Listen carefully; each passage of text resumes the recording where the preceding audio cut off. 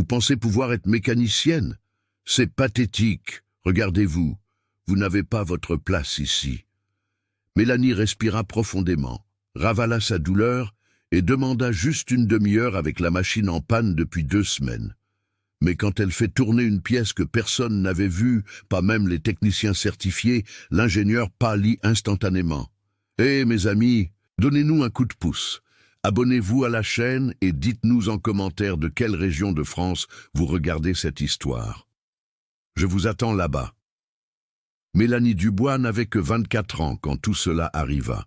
Une jeune femme qui, depuis toute petite, depuis qu'elle avait commencé à faire ses premiers pas chancelants sur le sol en béton ciré, respirait déjà cette odeur caractéristique de gazole mélangée à de la graisse.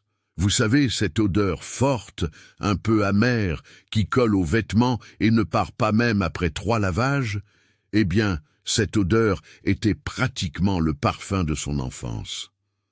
L'atelier Dubois Machines Lourdes se trouvait dans un grand entrepôt de la zone industrielle de Marseille, avec ses énormes portes roulantes, toujours ouvertes dès 6 heures du matin.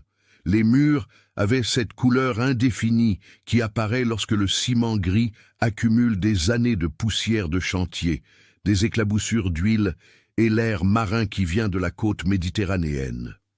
Accrochés au mur, organisés avec un soin que seul celui qui aime ce qu'il fait peut maintenir, il y avait des centaines d'outils, des clés de toutes les tailles imaginables, des pinces, des clés dynamométriques, des multimètres numériques, des extracteurs de roulement, des presses hydrauliques. Cet atelier était l'héritage le plus précieux que Mélanie avait reçu de son grand-père, Jean-Pierre. Et quand je dis héritage, mes amis, je ne parle pas seulement d'un lieu physique, non. Je parle de connaissances, de décennies et de décennies de sagesse accumulée dans des cahiers techniques manuscrits, avec cette écriture minuscule et soignée de Monsieur Jean-Pierre. Des annotations faites au long de 40 ans, maintenant des flottes entières d'entreprises de construction dans tout le Sud-Est. Jean-Pierre Dubois était une légende vivante. Il avait commencé comme aide-mécanicien encore enfant, à seulement 13 ans, et au long de sa vie, il était devenu le mécanicien que tous les grands entrepreneurs recherchaient quand ils avaient une machine irrécupérable. Si Jean-Pierre ne parvient pas à la faire démarrer, mieux vaut la vendre à la ferraille, disait-il. Il avait un don spécial, une intuition presque surnaturelle pour comprendre ce qui n'allait pas dans n'importe quel équipement lourd. Tracteur, excavatrice, niveleuse, rétrocaveuse, peu importait. Jean-Pierre posait la main, écoutait le moteur et savait déjà. Mélanie était la petite fille aînée, la seule qui depuis l'enfance avait montré la même fascination pour les moteurs que son grand-père. Pendant que les autres filles de son âge jouaient à la poupée, elle restait assise sur un tabouret à côté de Jean-Pierre, observant chacun de ses mouvements, posant 1000 questions. « Papy, pourquoi faut-il changer l'huile? Papy, comment sais-tu que c'est la pompe d'injection qui a un problème? Papy, apprends-moi à utiliser cette clé dynamométrique. » Et Jean-Pierre, et avec cette patience infinie que seul un grand-père possède, expliquait tout. Il ne traitait pas la petite fille comme si elle était incapable de comprendre des concepts techniques complexes. Au contraire, il voyait en elle la même passion qu'il ressentait et traitait cela avec le respect que cela méritait. À 16 ans, Mélanie était déjà capable de faire seule une révision complète sur un tracteur Massey-Ferguson. À 19 ans, elle a diagnostiqué et réparé une rétrocaveuse New Holland que 3 techniciens certifiés du concessionnaire avaient déclaré perte totale. Mais la vie, mes chers amis, n'est pas toujours douce avec ceux que l'on aime. 8 mois avant ce lundi fatidique que je vais vous raconter, Jean-Pierre a été victime d'un AVC. Il était à l'atelier, justement en train de faire ce qu'il aimait le plus, travaillant sur une excavatrice hydraulique Volvo EC210, quand il a ressenti des vertiges, un engourdissement dans le bras gauche, des difficultés à parler. Mélanie était avec lui. Elle a vu son grand-père s'appuyer sur la benne de l'excavatrice. Elle a vu son visage se tordre de douleur. Elle a vu ses jambes fléchir. Elle a crié à l'aide, a appelé l'ambulance, a tenu sa main pendant tout le trajet jusqu'à l'hôpital des urgences de Marseille. Ce furent des heures interminables dans la salle d'attente. Cette odeur de désinfectant mélangée à du vieux café, le bruit des chaussures des infirmières sur le carrelage, son cœur battant si fort qu'il semblait vouloir sortir de sa poitrine. Jean-Pierre a survécu, grâce à Dieu, mais les séquelles furent sévères. Il a perdu une partie des mouvements du côté gauche de son corps. Sa parole est devenue traînante, compromise. Le médecin a été direct. Il ne pourra plus travailler en mécanique. Il a besoin de physiothérapie intensive, d'un suivi neurologique constant, de médicaments sous contrôle. Ce sera un traitement long et coûteux. C'est à ce moment-là, assise sur cette chaise en plastique dur de la salle d'attente, les yeux gonflés d'avoir tant pleuré, que Mélanie a pris une décision. Elle avait 23 ans, venait d'obtenir un diplôme technique en mécanique diesel. Mais plus important que n'importe quel diplôme, elle avait les connaissances que Jean-Pierre lui avait transmises au fil des ans. Elle allait maintenir l'atelier en activité, elle allait honorer l'héritage de son grand-père, elle allait payer son traitement coûte que coûte. Et ce ne fut pas facile, laissez-moi vous dire. Mélanie a découvert dans la pratique ce qu'elle savait déjà en théorie. Le monde de la mécanique des machines lourdes est brutal avec les femmes. Les clients arrivaient à l'atelier, la voyaient en combinaison et demandaient à parler au mécanicien responsable. Quand elle expliquait qu'elle était la mécanicienne responsable, beaucoup tournaient simplement le dos et partaient. « Une femme ne comprend rien au moteur », disait-il. Chaque rejet était un coup de poignard dans son cœur, mais Mélanie ravalait ses larmes, nettoyait la graisse de ses mains et continuait. Les clients qui restaient, qui lui donnaient une chance, découvraient qu'ils étaient face à l'une des mécaniciennes les plus compétentes de toute la région. Elle avait non seulement des connaissances techniques impeccables, mais aussi cette intuition que son grand-père lui avait transmise, cette capacité à écouter un moteur et à identifier exactement ce qui n'allait pas. Peu à peu, l'atelier a conservé une clientèle fidèle. Ils n'étaient pas nombreux, mais suffisants pour payer les factures, acheter les pièces, maintenir le traitement de Jean-Pierre et survivre. Mélanie travaillait seule de 6 heures du matin à 20 heures, tous les jours. Il y avait des jours où elle dormait là, à l'atelier, sur un matelas jeté dans l'entrepôt, trop épuisée pour rentrer chez elle.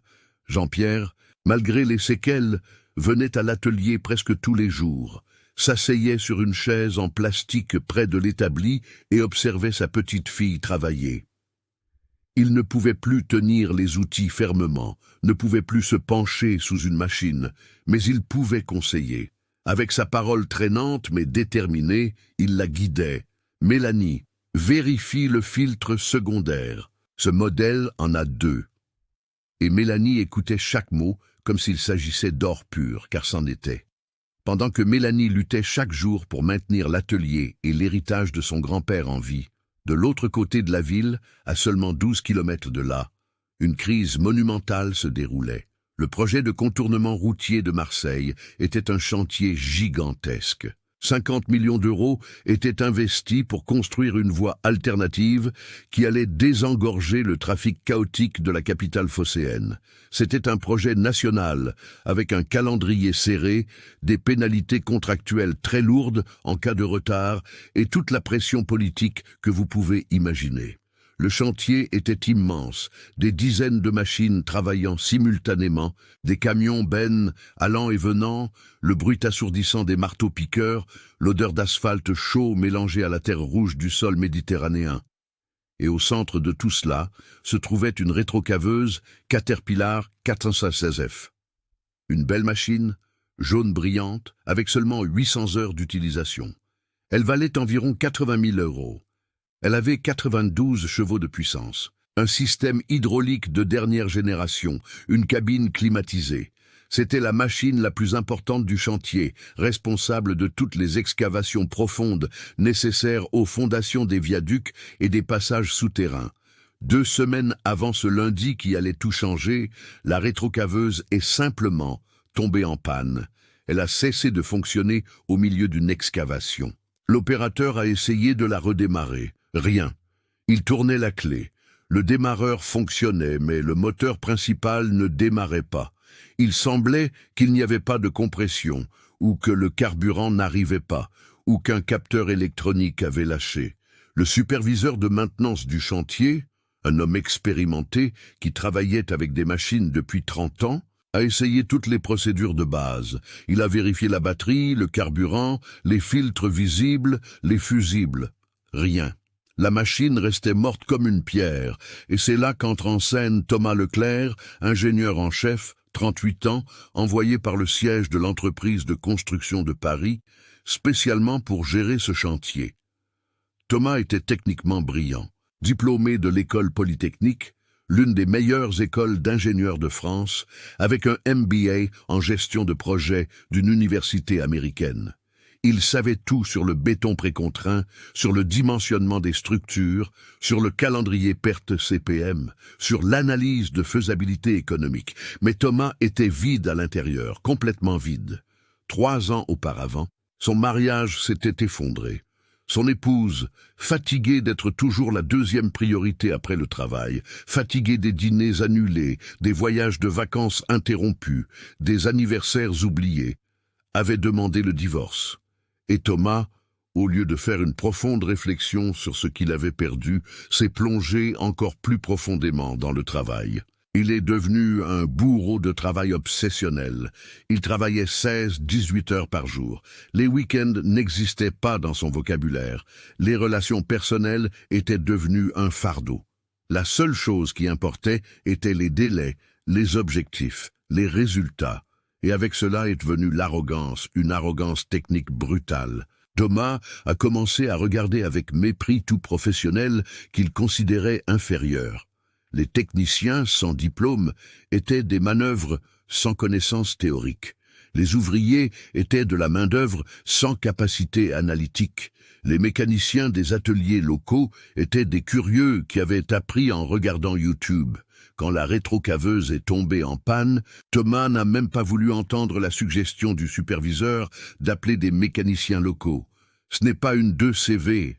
Je vais faire venir des techniciens certifiés par Caterpillar. Et c'est ce qu'il a fait. 3 techniciens spécialisés sont venus de Toulouse. 3 000 € rien qu'en déplacement, hébergement et indemnité journalière.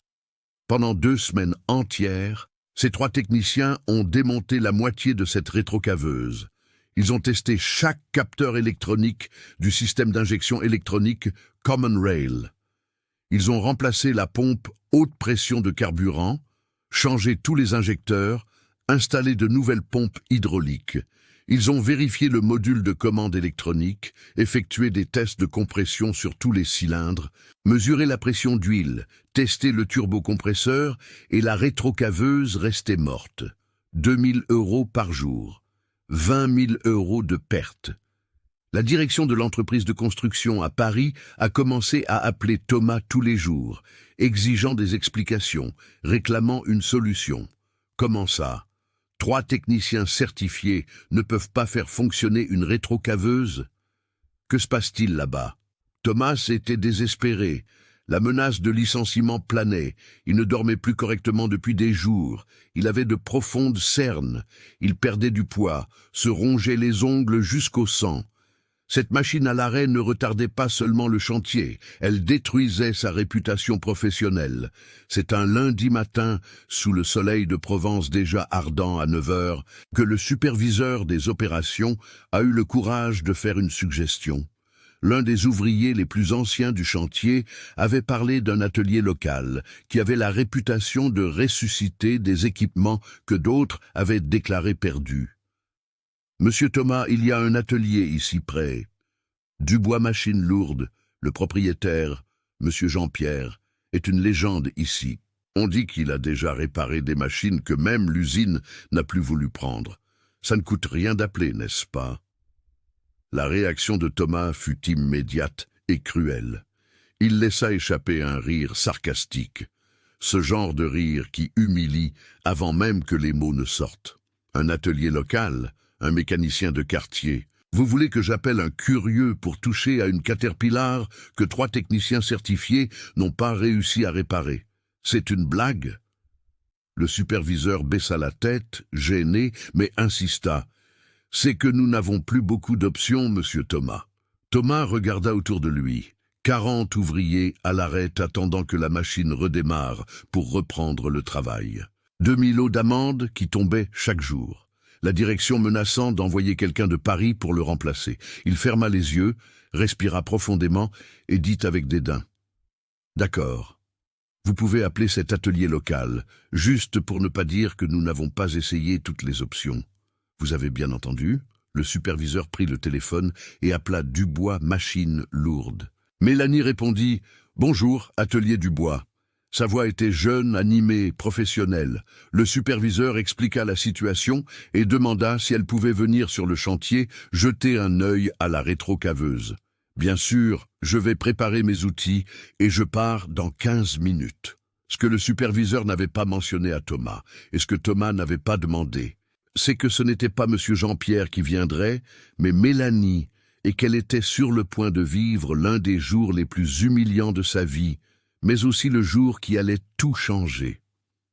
Il était 14 heures quand la camionnette Ranger 2015 de Mélanie entra sur le chantier, une camionnette blanche un peu poussiéreuse avec les autocollants de l'atelier sur les portes latérales. Dans la benne, soigneusement organisée, se trouvaient des boîtes à outils professionnelles, un compresseur portable, des équipements de diagnostic. Mélanie se gara près de la rétrocaveuse jaune à l'arrêt. Quand elle ouvrit la porte et descendit du véhicule, vêtue de sa combinaison bleue avec le logo Dubois Machine Lourde brodé sur la poitrine, tout le chantier sembla se figer un instant. 40 ouvriers étaient assis en groupe sous des bâches improvisées pour se protéger du soleil brûlant de Marseille. Ils regardèrent cette jeune femme de 24 ans, les cheveux attachés en une queue de cheval pratique, le visage sans maquillage, des chaussures de sécurité aux pieds, et les ricanements commencèrent, ces ricanements de dédain, vous savez. Ce genre de rire qui n'a pas besoin de mots pour humilier. Ils ont envoyé une femme, commenta l'un des ouvriers, assez fort pour que tout le monde entende. Un autre compléta, ce doit être la secrétaire de l'atelier qui est venue chercher des informations pour le vrai mécanicien. Mélanie fit semblant de ne pas entendre. Elle avait appris, au cours de ces 8 mois difficiles, à se forger une carapace autour du cœur. Elle ne pouvait pas laisser chaque commentaire sexiste la détruire, sinon elle ne survivrait pas une semaine dans ce métier. Elle se dirigea vers la rétrocaveuse, portant sa mallette d'outils. C'est alors que Thomas Leclerc apparut. Il venait de l'intérieur du conteneur qui servait de bureau du chantier, avec une tablette à la main, des lunettes de soleil, un casque jaune d'ingénieur, cette posture de celui qui se croit le maître du monde. Quand il vit Mélanie, il s'arrêta au milieu du chemin, se tourna vers le superviseur qui avait passé l'appel et dit à voix haute « C'est une blague, n'est-ce pas ?» Le superviseur tenta d'expliquer « Monsieur Thomas, elle est de l'atelier Dubois, c'est la… » Mais Thomas ne le laissa pas finir. Il s'approcha de Mélanie à pas ferme, cette arrogance émanant de chacun de ses mouvements. Il s'arrêta devant elle, la regarda de haut en bas avec mépris et commença l'une des humiliations publiques les plus cruelles que vous puissiez imaginer, mes amis. Vous connaissez la différence entre une rétrocaveuse et une 2CV ? Demanda-t-il d'un ton moqueur. Mélanie respira profondément et répondit poliment « Oui, monsieur, je suis mécanicienne spécialisée en équipement lourd. » Thomas laissa échapper un rire amer. « Mécanicienne, vous, avec ce visage de jeune fille. » Les 3 techniciens de Caterpillar, qui étaient assis à l'ombre en buvant de l'eau, se levèrent et vinrent assister au spectacle.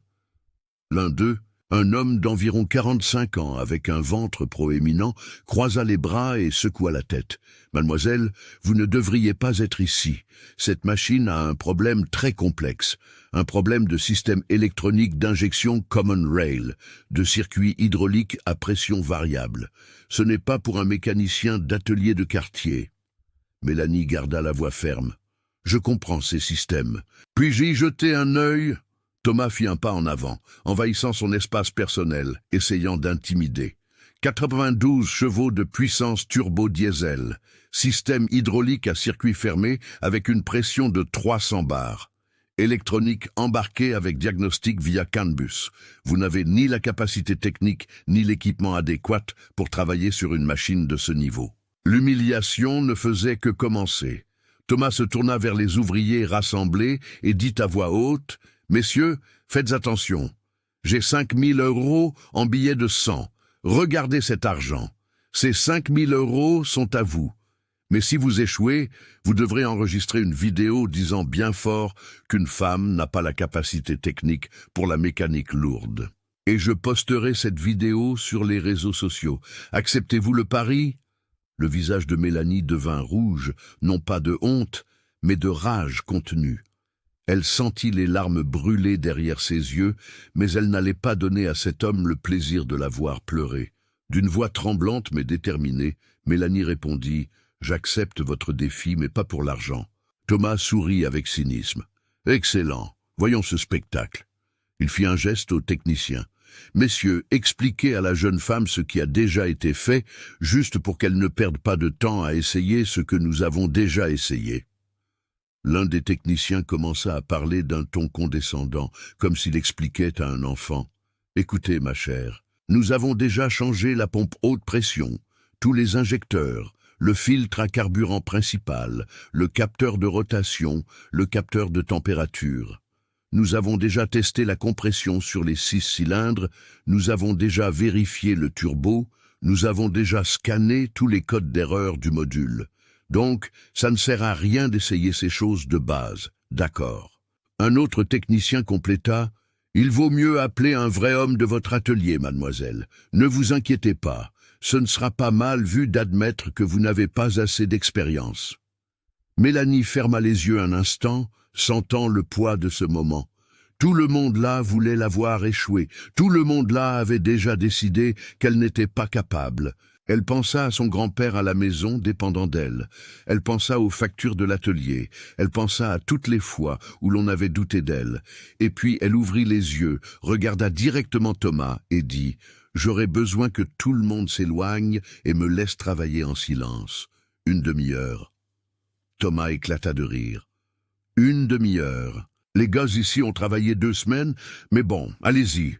Tout le monde, prenez vos téléphones. Nous allons filmer le moment de sa défaite. Ça va devenir viral. » 40 paires d'yeux fixés sur elle.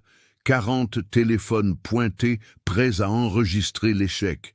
Le soleil de Provence frappant fort sur ce chantier, la chaleur montant de l'asphalte en ondes visibles. Mélanie sentit la sueur couler dans sa nuque, mais ce n'était pas seulement la chaleur, c'était la pression pure.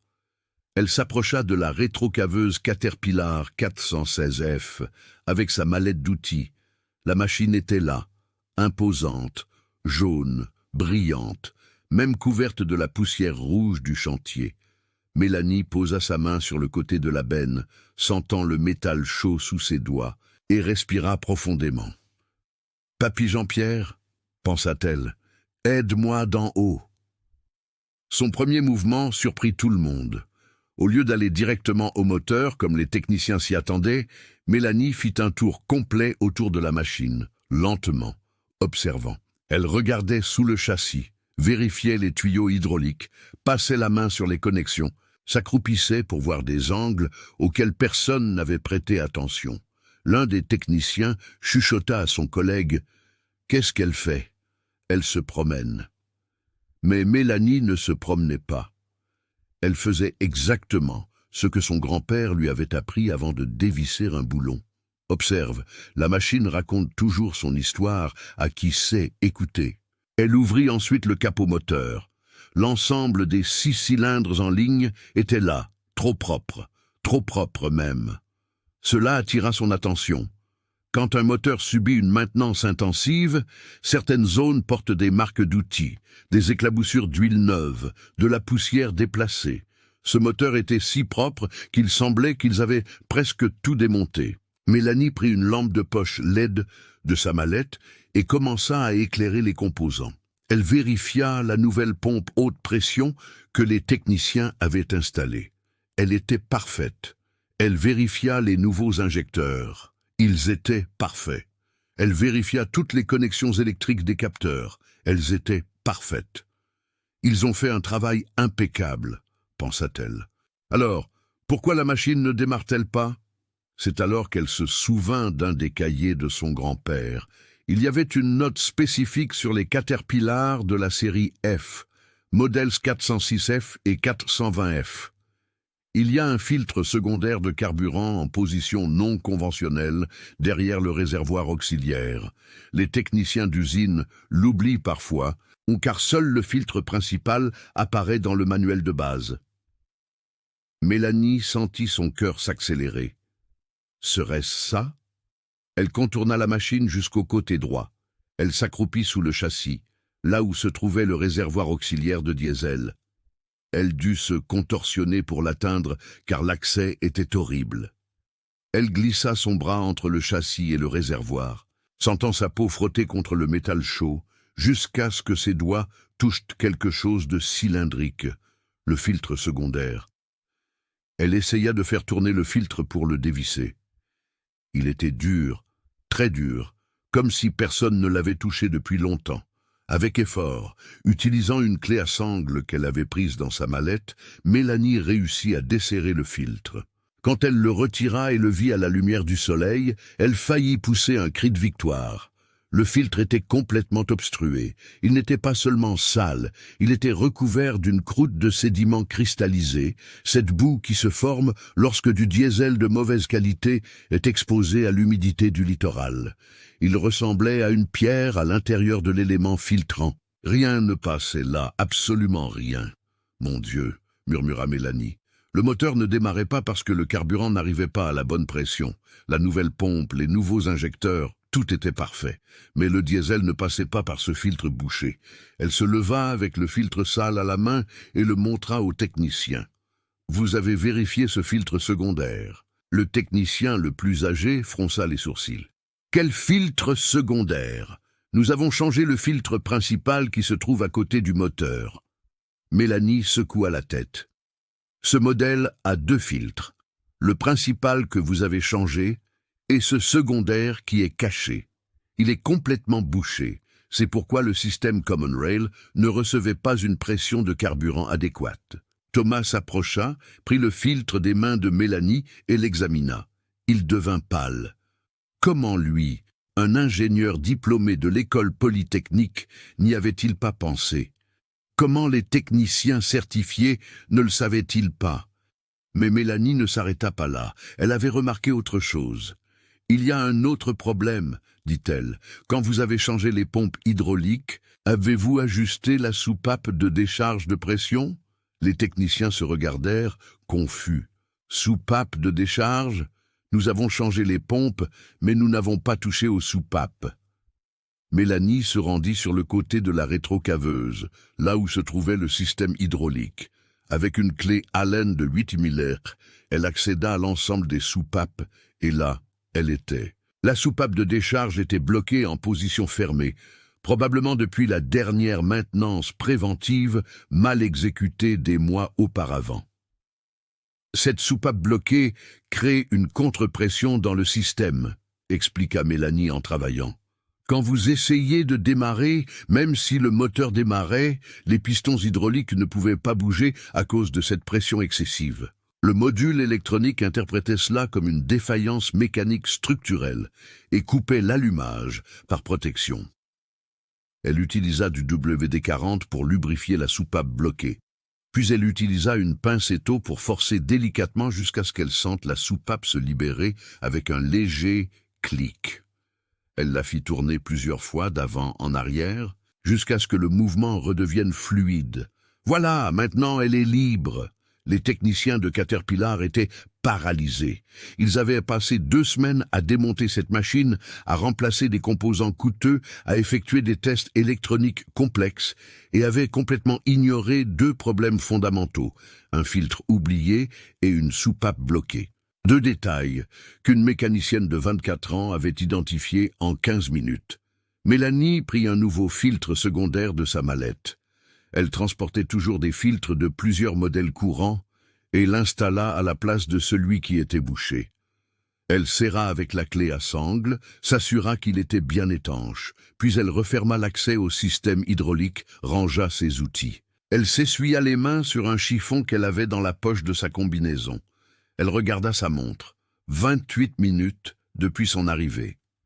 Elle regarda Thomas, qui était blanc comme un linge. Elle regarda les ouvriers, qui ne faisaient pas le moindre bruit. Tout le chantier était dans un silence absolu. « On peut essayer ?» demanda-t-elle. Thomas se contenta de hocher la tête, incapable de parler.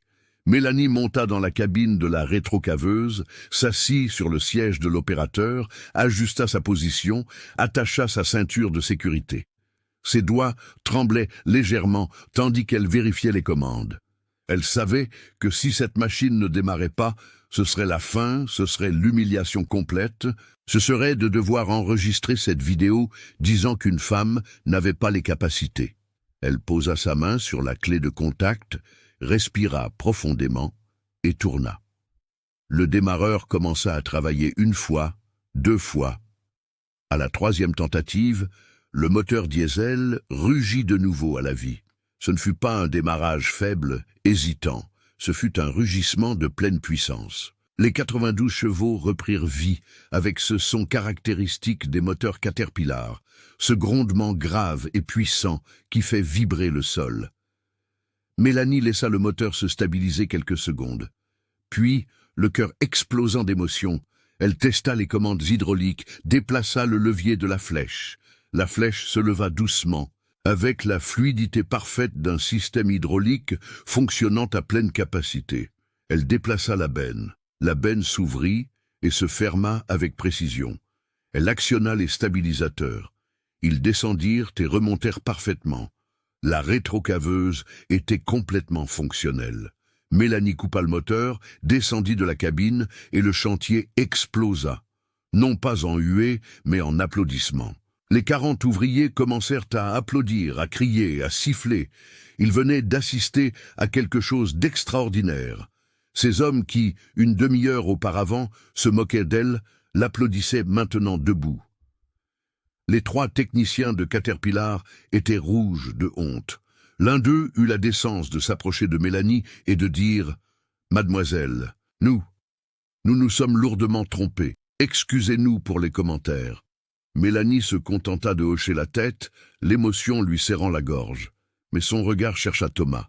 L'ingénieur était resté au même endroit, complètement anéanti. Toute son arrogance s'était évaporée. Toute sa supériorité technique avait été pulvérisée.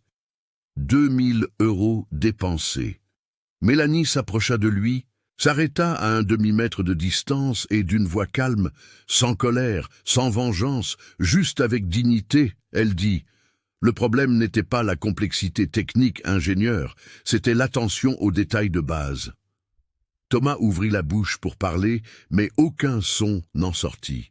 Les mots de Mélanie avaient atteint non seulement son orgueil professionnel, mais quelque chose de beaucoup plus profond. Elle avait exposé la vérité la plus douloureuse. Il avait échoué, non par manque de connaissances, mais par excès d'arrogance. C'est alors que l'un des ouvriers les plus anciens, un homme d'environ 60 ans au visage marqué par des décennies de soleil, s'approcha. « Mademoiselle, laissez-moi vous demander quelque chose. Vous êtes la petite fille de monsieur Jean-Pierre Dubois. » Mélanie se tourna vers lui, surprise. « Oui, je suis sa petite fille. » L'homme sourit avec tendresse. « Je m'en doutais. Ça ne pouvait être que son sang. Votre grand-père est une légende, mademoiselle. J'ai travaillé avec lui sur plusieurs chantiers dans les années 90. Cet homme a sauvé plus de machines irrécupérables que beaucoup d'ingénieurs diplômés. » Il fouilla dans la poche de son pantalon et en sortit un vieux portefeuille en cuir. De l'intérieur, il en tira une photo jaunie, déjà un peu décolorée. « Regardez ici. » C'était une photo de 1995, lors d'une inauguration de chantier.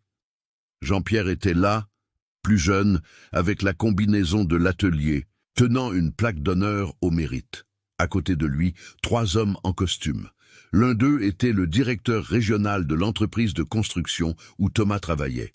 « Votre grand-père a maintenu notre flotte en état de marche pendant plus de 30 ans. expliqua l'ouvrier.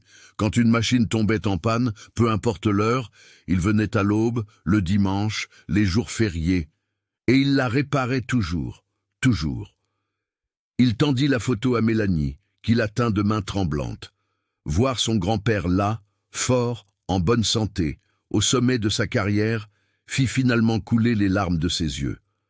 Thomas regarda la photo, regarda Mélanie, et à ce moment-là, quelque chose en lui se brisa complètement. Thomas Leclerc était anéanti, non pas physiquement, mais intérieurement. Il regarda la vieille photo, vit Jean-Pierre Dubois être honoré par l'entreprise même où il travaillait, et sentit le poids écrasant de la honte tomber sur ses épaules comme une tonne de béton. Il avait humilié la petite fille d'une légende. Il s'était moqué de l'héritière d'un homme que sa propre entreprise avait honoré. Il l'avait parié sur la défaite de quelqu'un qui portait dans son sang des décennies de connaissances authentiques. Et pire, il avait fait tout cela par pur préjugé. Ce n'était pas une question de capacité technique de sa part, c'était parce qu'elle était une femme. Parce qu'elle n'avait pas de diplôme accroché au mur. C'était parce qu'elle venait d'un simple atelier. Thomas s'approcha de Mélanie à pas lents.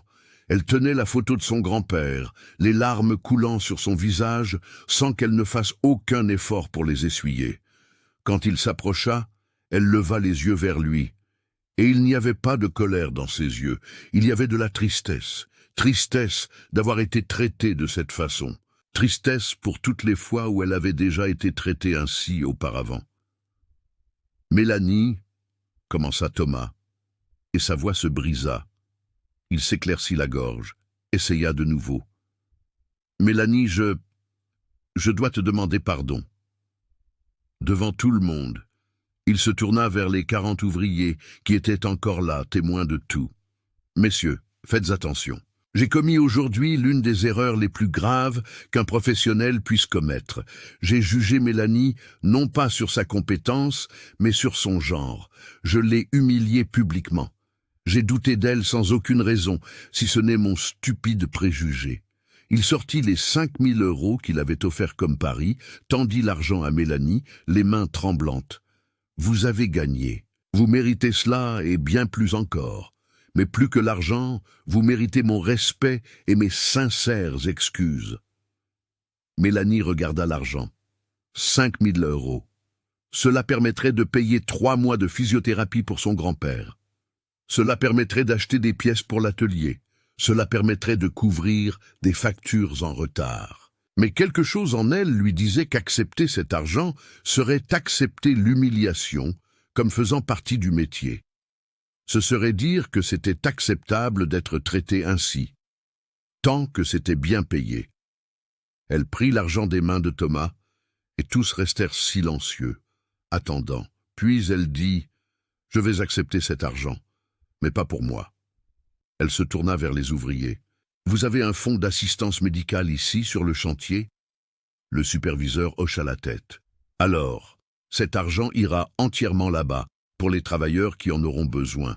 Je ne veux pas gagner de l'argent sur l'humiliation. Je veux gagner du respect. » Le chantier explosa de nouveau en applaudissements. Thomas sentit ses propres larmes brûler ses yeux. Cette femme, après tout ce qu'il lui avait fait, avait la grandeur de transformer ce moment horrible en quelque chose de beau. Elle avait toutes les raisons du monde de lui frotter sa victoire au visage, de l'humilier en retour, mais elle avait choisi la dignité. « Vous êtes incroyable, » dit Thomas, et ce n'était pas de la flatterie, c'était une reconnaissance sincère. « J'ai passé 3 ans de ma vie à penser que la compétence se mesurait au diplôme et au certificat, que la valeur humaine se mesurait au poste et au salaire, et vous venez de me donner une leçon qu'aucune université ne m'a enseignée. » Mélanie essuya ses larmes avec le dos de sa main sale de graisse. « Vous savez ce qui fait le plus mal, ingénieur. Ce n'est même pas l'humiliation d'aujourd'hui. C'est que cela arrive tous les jours. Chaque jour, je dois prouver que je suis capable. Des clients qui partent quand ils voient que je suis la mécanicienne. Des fournisseurs qui ne prennent pas mes commandes au sérieux. Des gens qui me demandent si je ne préférerais pas un travail plus féminin, comme si réparer un moteur était une affaire d'homme et prendre soin des gens une affaire de femme. » Elle respira profondément et pour la première fois depuis son arrivée, laissa apparaître sa vulnérabilité. Il y a 8 mois, mon grand-père a eu un AVC. Il ne peut plus travailler, il fait de la physiothérapie, prend des médicaments coûteux, a besoin de soins constants. Et moi, je suis seul à essayer de maintenir l'atelier en activité pour payer tout cela. Il y a des jours où je ne sais pas si je vais pouvoir payer les factures. Il y a des jours où je pleure en rentrant chez moi, mais je ne peux pas abandonner parce que cet atelier est la vie de mon grand-père, c'est son héritage, et il m'a fait confiance pour le maintenir en vie. Le silence qui s'empara du chantier était dense, lourd. Tout le monde là comprit qu'ils n'étaient pas seulement devant une mécanicienne talentueuse.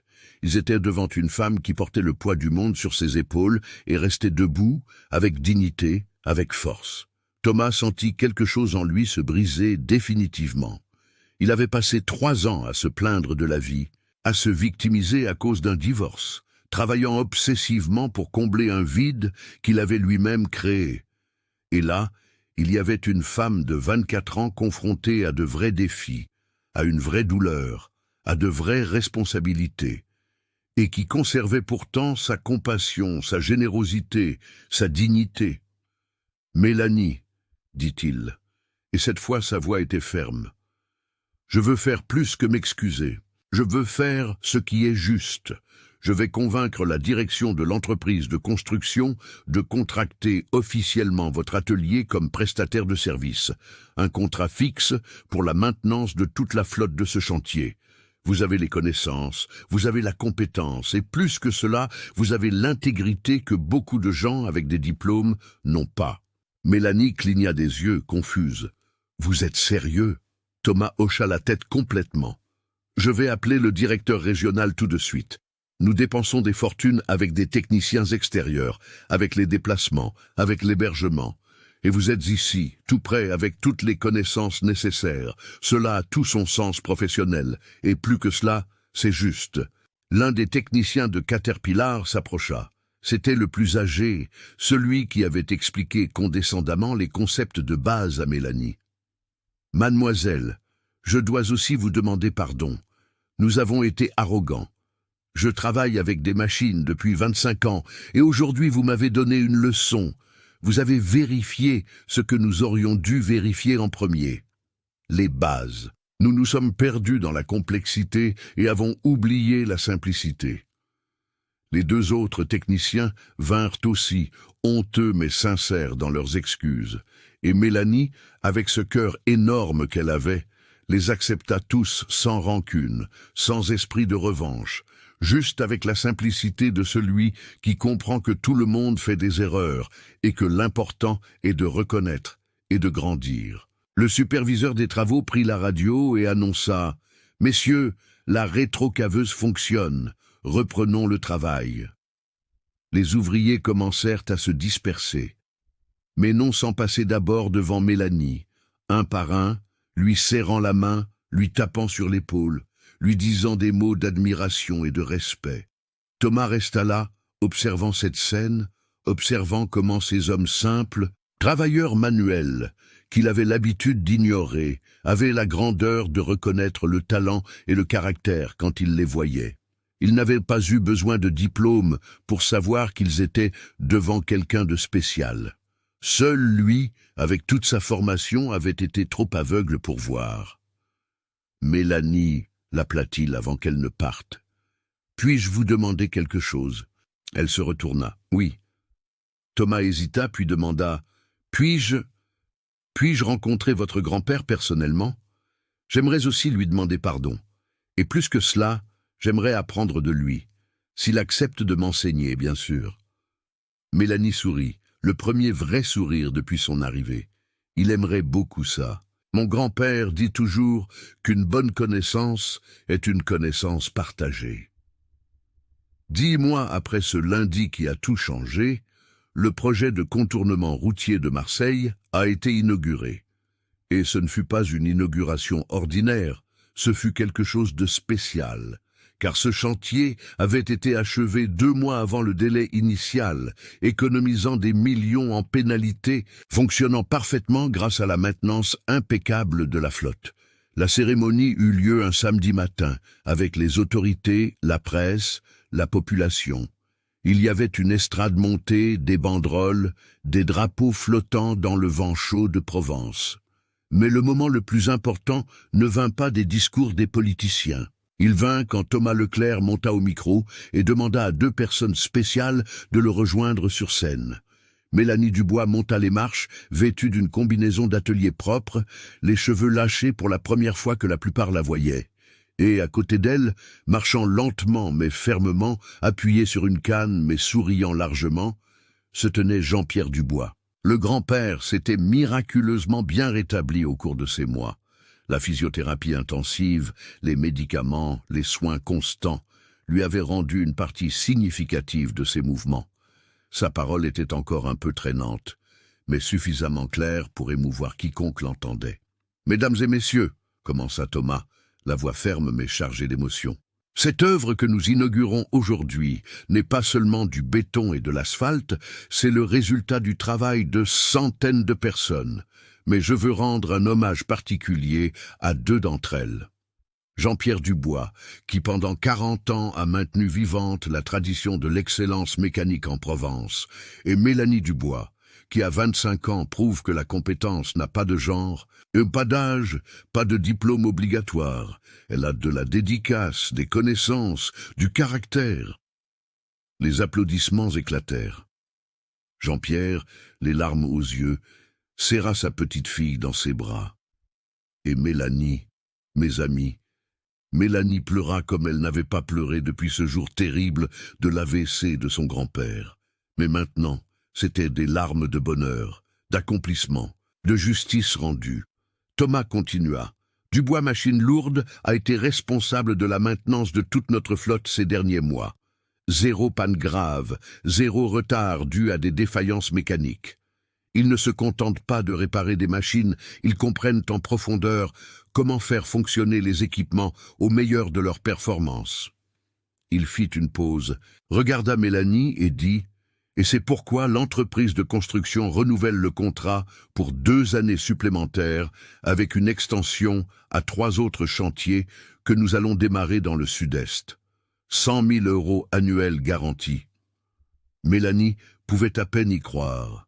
L'atelier de son grand-père, qui 8 mois auparavant était presque en faillite, avait maintenant des contrats qui garantissaient sa stabilité pour des années. Elle allait pouvoir payer toutes les factures, investir dans de nouveaux équipements, embaucher des aides, prendre soin de son grand-père sans désespoir. Mais Thomas n'avait pas terminé. « De plus, annonça-t-il, je crée le programme Jean-Pierre Dubois de formation en mécanique lourde, une initiative que je financerai personnellement, offrant des bourses complètes à de jeunes femmes de Provence pour apprendre la mécanique des machines lourdes. Nous voulons briser les barrières, ouvrir des portes, prouver que le talent ne connaît pas de préjugés. » La première promotion avait déjà commencé, 15 jeunes femmes entre 18 et 25 ans, et toutes formées directement par Mélanie à l'atelier Dubois.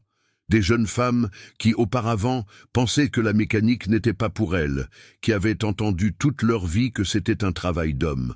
Maintenant, elles étaient là, en combinaison, avec des outils à la main, apprenant avec la meilleure. Thomas avait complètement changé. Il avait cherché une thérapie pour faire face au vide qu'il ressentait. Il avait compris que le travail obsessionnel était une fuite, et non une solution. Il commença à valoriser les gens autour de lui, à écouter davantage, à parler moins. Il visitait l'atelier Dupont chaque semaine, non pour superviser, mais pour apprendre. Michel, avec une patience infinie, enseignait à l'ingénieur diplômé de l'école polytechnique des choses qu'aucun livre n'avait enseignées. Et Pierre absorbait tout avec une humilité sincère. Ce jour-là a changé ma vie. Pierre confessa à Isabelle lors d'une de ses visites. J'étais vide, arrogant. Je pensais que ma valeur venait de mon poste et de mon diplôme. Tu m'as appris que la vraie valeur vient du caractère, de la façon dont on traite les gens, de ce que l'on fait avec le savoir, musique, que l'on possède. L'atelier Dupont était désormais une référence dans tout le sud de la France.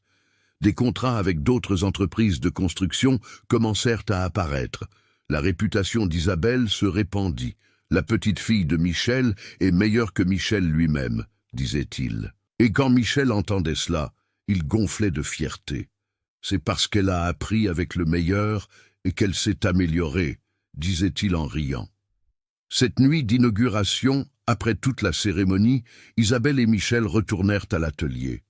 Le vieux hangar, désormais doté de nouveaux équipements, d'une peinture fraîche, d'une enseigne lumineuse à l'entrée. Isabelle serra son grand-père dans ses bras. « J'ai juste continué ce que vous avez commencé, papy.